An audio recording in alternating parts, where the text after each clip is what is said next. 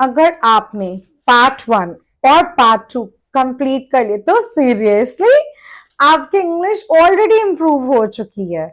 और आज के इस पार्ट 3 में हम सीखेंगे 10 मोर पावरफुल सेंटेंसेस जो आपको बेसिक से एडवांस स्पीकर बना सकते हैं।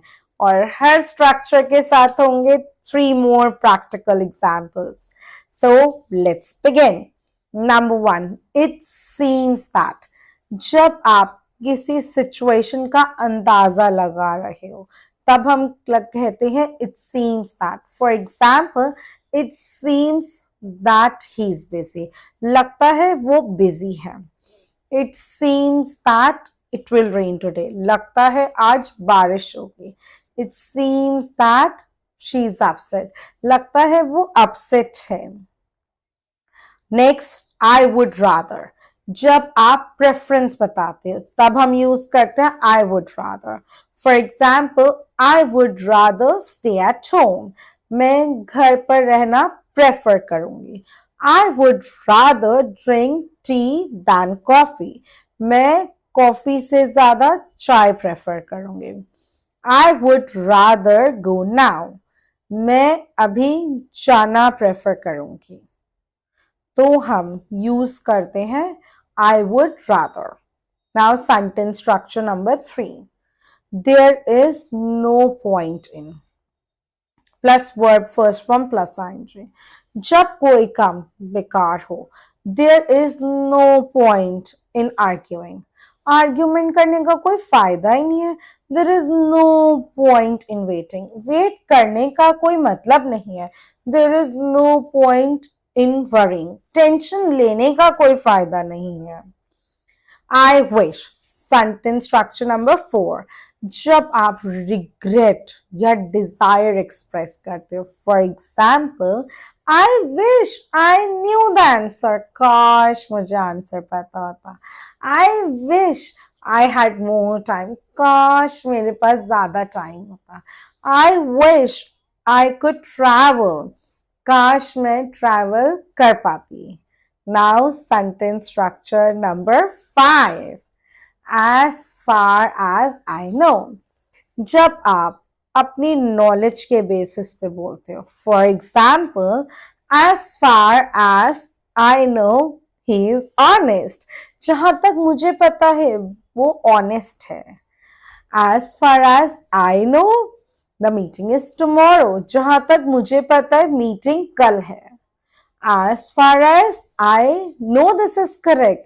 जहां तक मुझे पता है ये सही है। Now sentence structure number 6, I can't help plus verb first from plus ING.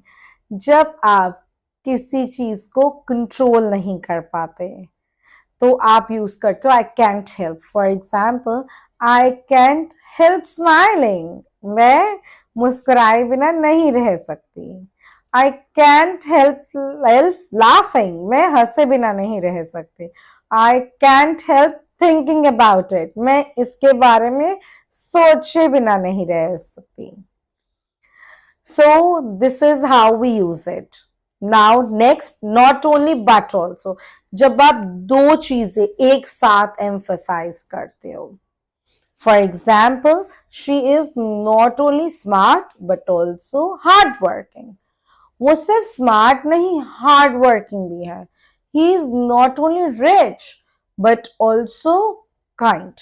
वो सिर्फ रिच ही नहीं काइंड भी है। This is not only easy but also useful. ये सिर्फ इजी नहीं यूजफुल भी है। नाउ सेंटेंस स्ट्रक्चर नंबर 8, जब किसी चीज के होने के चांसेस हो। For example, he is likely to wait. उसके जीतने के चांसेस हैं। It is likely to rain. बारिश होने के चांसेस हैं। She is likely to come late. उसको लेट आने के चांसेस हैं या वो लेट आ सकती है। Now sentence structure number 9, I am suppose to.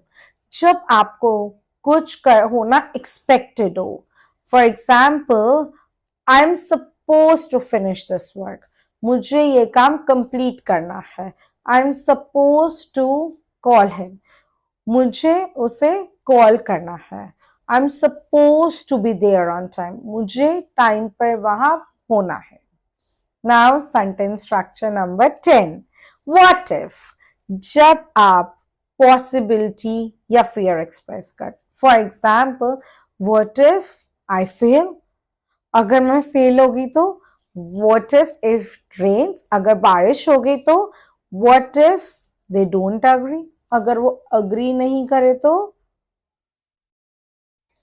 अगर आपने पार्ट 1, पार्ट 2 और पार्ट 3 कंप्लीट कर लिया तो ऑनेस्टली आपका इंग्लिश लेवल नेक्स्ट लेवल तक चला गया है। अब बस एक काम करो, इन सब सेंटेंस स्ट्रक्चर्स को डेली यूज करो, कमेंट में लिखो I am becoming fluent, and don't forget to like, share and subscribe. और याद रखो, कॉन्फिडेंस तब आता है जब आप बोलते हो, सोचते नहीं हो। सो मिलते हैं नेक्स्ट वीडियो में।